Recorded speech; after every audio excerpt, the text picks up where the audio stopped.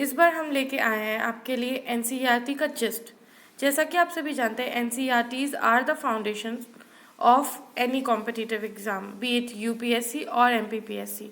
लेकिन वही in NCERT को पढ़ना काफ़ी बोरिंग हो जाता है। तो इस बार हम इस प्लेलिस्ट में लेके आए हैं आपके लिए कंप्लीट एनसीईआरटी समराइज्ड वर्जन, जिससे कि आप क्विकली रिवाइज कर सकते हैं और आप इम्पॉर्टेंट चीज़ों को याद रख सकते हैं। तो हम सबसे पहले शुरू करेंगे 6th क्लास एनसीईआरटी हिस्ट्री से, और the first chapter is what, where, how and when. तो we will only have a look at whatever is important. पहले से ही अंडरलाइंड है, आप ज़रूर नोटिस कीजिए कि कौन सी चीज़ें अंडरलाइंड है। जैसे कि रशीदा नाम का एक कैरेक्टर इंट्रोड्यूस किया गया है, जिसकी मदद से ये क्वेश्चन आपके समक्ष पेश किया गया है कि यदि कोई चीज़ हो जो काफ़ी पहले की हो तो हम उसके बारे में कैसे जान सकते हैं। बेसिकली हिस्ट्री में पहले, बहुत पहले क्या हुआ, हम इस बारे में कैसे जान सकते हैं।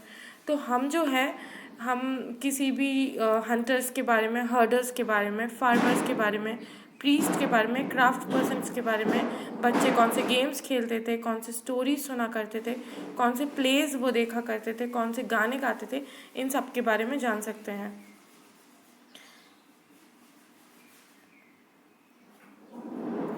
तो जैसे कि हम देख सकते हैं, ये जो मैप दिया है, मैप 1, इसमें नर्मदा रिवर कहाँ है। तो नर्मदा रिवर, ये रही नर्मदा रिवर, जिसका ओरिजिन अमरकंटक से हुआ है और जो गल्फ ऑफ खंबत में जाके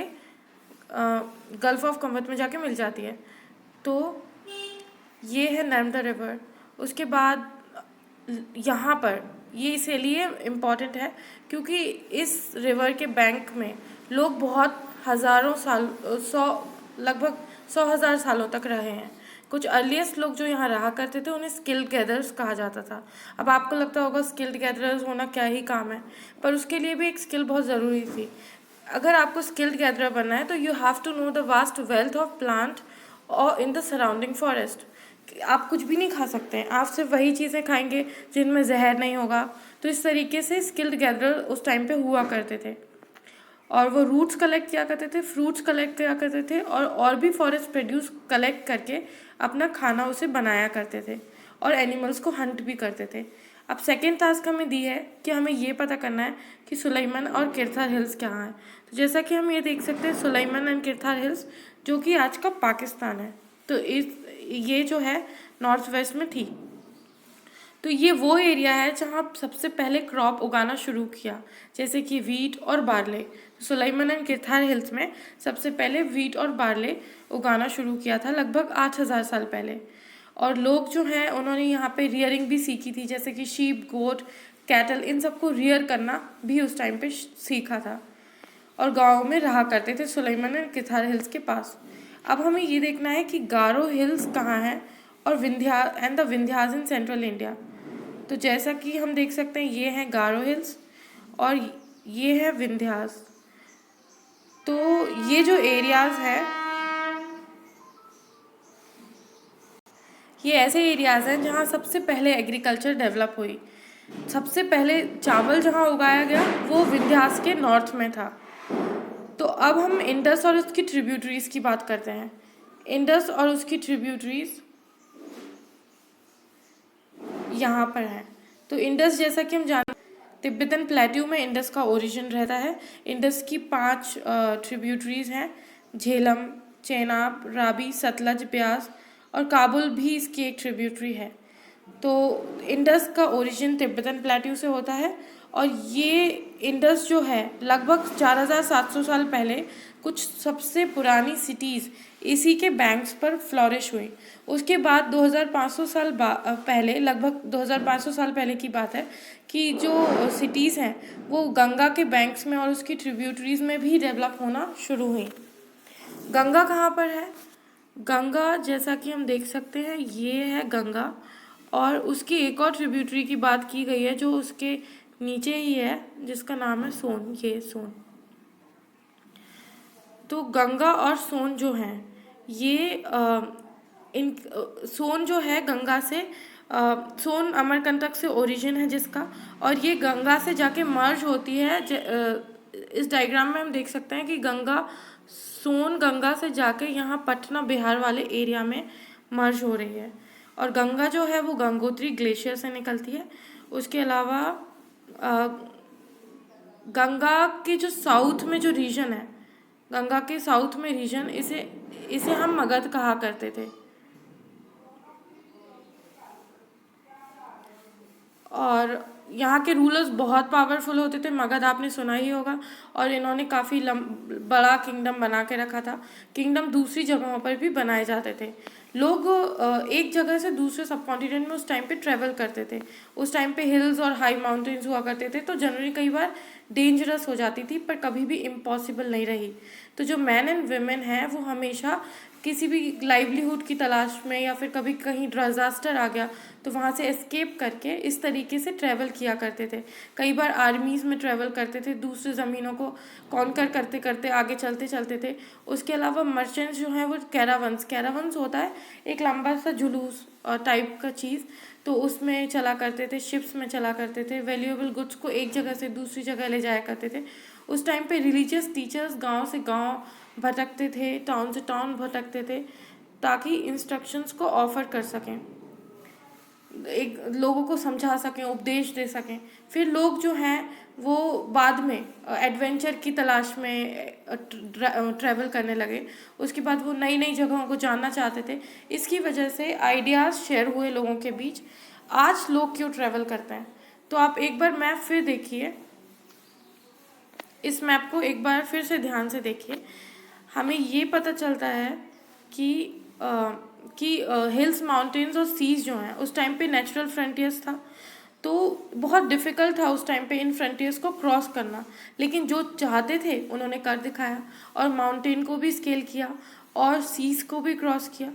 तो लोग एक फ्रंटियर से दूसरे फ्रंटियर आए और फिर वहीं आके सेटल हो गए। तो इन वजहों से, इन मूवमेंट की वजह से लोगों का कल्चर, ट्रेडिशन एनरिच हुआ है।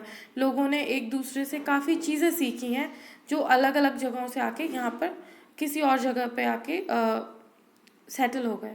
तो लोगों ने काफ़ी नए तरीके सीखे हैं, कार्विंग स्टोन के, composing music and even cooking food over several hundred of years. तो इस तरीके से हमारा कल्चर काफ़ी एनरिच हुआ है because of the movement of people. अब हम बात करते हैं नेम्स ऑफ द लैंड। तो दो वर्ड्स हैं जो हमारी कंट्री के लिए यूज़ किए जाते हैं, that is India and Bharat. तो इंडिया जो है वो इंडस वर्ड से आता है, जो एक्चुअली संस्कृत वर्ड है, सिंधु से बना हुआ है। तो आप ईरान और ग्रीस देखिए एटलस में, तो ग्रीस जैसे कि हमें दिख रहा है, ये ग्रीस है और ये ईरान है। तो ईरान और ग्रीस हमें अच्छे से समझ में है। ग्रीस यूरोप के साउथ में एक है कंट्री, जबकि ईरान इंडिया के नॉर्थ वेस्ट। तो हमने पता लगाया कि ईरान और ग्रीस कहाँ पर है। तो ईरानियंस और ग्रीक जो हैं वो हमारे यहाँ इंडिया में लगभग नॉर्थ वेस्ट से लगभग 2500 साल पहले आए थे, और इन्हें इंडस नदी के बारे में पता था, तो इसीलिए ये उसे हिंदौस या इंडोस कहा करते थे। और जो लैंड इसके ईस्ट में था, इस नदी के ईस्ट में, उसे ये इंडिया कहने लगे। भारत जो वर्ड है वो उन लोगों के लिए आया जो नॉर्थ वेस्ट में रहा करते थे, वो ग्रुप ऑफ पीपल जो नॉर्थ वेस्ट में रह रहे थे, जो कि ऋग्वेद में मैंशनड थे, तो उन्हें हम भारत कहने लगे। तो सबसे पहला जो कॉम्पोजिशन है संस्कृत में, जो लगभग 3500 साल पहले लिखा गया, बाद में ये हम भारत कंट्री के लिए यूज़ करने लगे। तो भारत पहले ऋग्वेदा में मेंशन था, बाद में ये कंट्री के लिए करा जाने लगा। अब हम पता करते हैं कि हमें पास्ट के बारे में जानकारी कैसे मिलती है। तो हम बहुत से तरीक़ों से पास्ट के बारे में जानकारी पा सकते हैं। एक है कि हम किसी किताब को लिखें जो काफ़ी पहले लिखी गई हो, तो इसे हम मैन्यूस्क्रिप्ट कहते हैं, क्योंकि ये हाथ से लिखी जाती थी। ये ज़्यादातर किसी पाम लीफ में या फिर ट्री के बार्क में लिखी जाती थी, जिसे हम बर्च बोलते हैं, जो कि हिमालयाज़ में उगाई जाती है। सालों साल तक बहुत सारी मैन्यूस्क्रिप्ट्स जो हैं उनको किसी इंसेक्ट ने खा लिया, कुछ डिस्ट्रॉय हो गई, लेकिन कुछ हैं जो अभी तक हमारे पास बची हुई हैं। ऊपर जो डायग्राम है ये मैन्यूस्क्रिप्ट का है। कई बार ये टेम्पल्स में प्रिजर्व करके रखी जाती थी। ये जो किताबें हैं ये हर तरीके के सब्जेक्ट से डील करती थी। रिलीजियस बिलीफ, प्रैक्टिसेस, राजा की लाइफ कैसी होती थी, मेडिसिन, साइंस, सब कुछ इनमें लिखा होता था। और इनके अलावा कुछ एपिक्स थे, पोएम्स थे, प्लेस थे। ये बहुत सारी इनमें से किताबें संस्कृत में लिखी जाती थी, बाकी किताबें प्राकृत लैंग्वेज में लिखी जाती थी और तमिल में लिखी जाती थी। हम इंस्क्रिप्शंस के से भी जानकारी पा सकते हैं अपने इतिहास के बारे में। इंस्क्रिप्शन मैन्युस्क्रिप्ट से इसलिए डिफरेंट होते हैं क्योंकि इंस्क्रिप्शन हार्ड सरफेसेस में लिखे जाते हैं, जैसे कि पत्थर या फिर मेटल। कई बार राजा जो हैं वो अपने ऑर्डर इंस्क्राइब करते हैं ताकि लोग उन्हें पढ़ सकें, देख सकें और उन्हें ओबे कर सकें। ऐसे बहुत से इंस्क्रिप्शन हैं जहाँ मैन और विमेन ये रिकॉर्ड करते हैं कि वो क्या करते थे। इसमें किंग्स और क्वींस शामिल रह सकते हैं, उनकी डेली लाइफ के बारे में। फॉर एग्ज़ाम्पल किंग जो हैं वो अपनी विक्ट्रीज के रिकॉर्ड रखा करते थे। तो hearts there were many other things that were made and used in the past. तो इस तरीके की ऑब्जेक्ट्स को जो भी स्टडी करते हैं उन्हें हम आर्कियोलॉजिस्ट कहते हैं। जैसे बिल्डिंग्स का रिमेन बचा जो कि स्टोन या ब्रिक से बना था, पेंटिंग या स्कल्पचर, इन सब की स्टडी को आर्कियोलॉजी कहते हैं। और आर्कियोलॉजिस्ट जो हैं वो धरती को एक्सकेवेट करते हैं, एक्सप्लोर करते हैं और उससे वो tools, weapons, pots, pans, ornaments and coins, इस तरीके की चीज़ों को खोजते हैं। और ये जो ऑब्जेक्ट्स हैं कभी स्टोन के भी बने हो सकते हैं या फिर बोन्स के भी बने हो सकते हैं, बेक्ड क्ले या फिर मेटल के भी बने हो सकते हैं। ऐसे ऑब्जेक्ट जो हार्ड इम्पेरिशेबल सब्सटेंस के बने होते हैं usually survive for a long time. तो ये जो इंस्क्रिप्शन है ये एक पुराना इंस्क्रिप्शन है जो 2250 साल पुराना है। ये कंधर में पाया गया था जो आज के अफ़गानिस्तान में है और ये अशोका ने लिखवाया था। तो स्क्रिप्ट में लेटर्स या साइंस होते हैं जो हम what we read, what is written और speak, we use a language. This inscription was written in 2 different scripts and languages. Greek ऊपर है और आरामाइक नीचे है। ये 2 लैंग्वेजेस को यूज़ करके इस इंस्क्रिप्शन को लिखा गया है।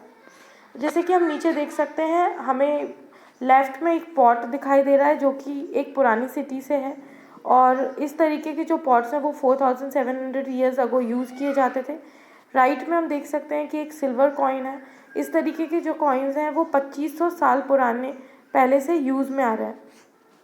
तो आर्कियोलॉजिस्ट जो हैं वो बोन्स को देखते हैं of animals, birds and fish, तो ये पता करने के लिए कि आखिर लोग क्या खाते थे पास्ट में। तो प्लांट रिमेन्स जो हैं वो बहुत ही कम बचे हैं। ग्रेन्स या फिर वुड की जो पीसेस हैं वो बॉन्ड फॉर्म, जैसे शेड कार्बोनाइज्ड फॉर्म कहते हैं, उसमें हमें प्राप्त होते हैं। तो हिस्टोरियंस जो हैं वो यूजुअली कभी भी किसी स्टडी करते हैं पास्ट की तो वो एक वर्ड यूज़ करते हैं, सोर्स। सोर्स मतलब ये होता है कि जो इन्फॉर्मेशन हमें मिली है मैन्युस्क्रिप्ट, इंस्क्रिप्शन या आर्कियोलॉजी के द्वारा, उसे हम सोर्स कहते हैं। एक बार ये सोर्स हमें मिल गया तो पास्ट के बारे में पढ़ना एक एडवेंचर हो जाता है और उसे एक हिस्टोरियन रिकंस्ट्रक्ट करता है। जैसे कि डिटेक्टिव्स सारे क्लूज़ की मदद से किसी रिजल्ट तक पहुंचते हैं, वैसे ही हिस्टोरियन सोर्स की मदद से पास्ट को डिस्कवर या डेसिफर करते हैं। तो अब हमारे सामने एक क्वेश्चन आता है, वन पास्ट और मैनी, ये किस तरीके का क्वेश्चन है। तो ये पूछना चाहते हैं कि क्या एक ही पास्ट था हमारा। तो जैसे कि हम इस बुक में देख सकते हैं, इस बुक का नाम है अवर पास्ट्स। तो हमने पास्ट को प्लूरल में यूज़ किया है इस बात में आप सभी की अटेंशन ड्रॉ करने के लिए कि पास्ट जो है वो हर एक ग्रुप के लिए अलग होता था। अगर हर्डर्स की लाइफ है या फार्मर्स की लाइफ है तो वो राजा या रानी की लाइफ से अलग है। अगर मर्चेंट की लाइफ है तो वो क्राफ्ट पर्सन से अलग है। ये आज भी सही है। लोग अलग अलग प्रैक्टिसेस, कस्टम्स, सब कुछ अलग अलग फॉलो करते हैं। आज बहुत सारे लोग जो हैं वो अंडमान आइलैंड में अगर रह रहे हैं तो वहाँ पे वो फिशिंग करते हैं, हंटिंग करते हैं, फॉरेस्ट प्रोड्यूस को कलेक्ट करते हैं। लेकिन अगर शहर में लोग रह रहे हैं तो वो फूड की सप्लाई पे डिपेंडेंट है, वो मार्केट वगैरह से या फिर फार्मर्स से ख़रीद के खाते हैं। तो इस तरीके के जो डिफरेंस है वो पास्ट में भी हमें देखने को मिलते थे।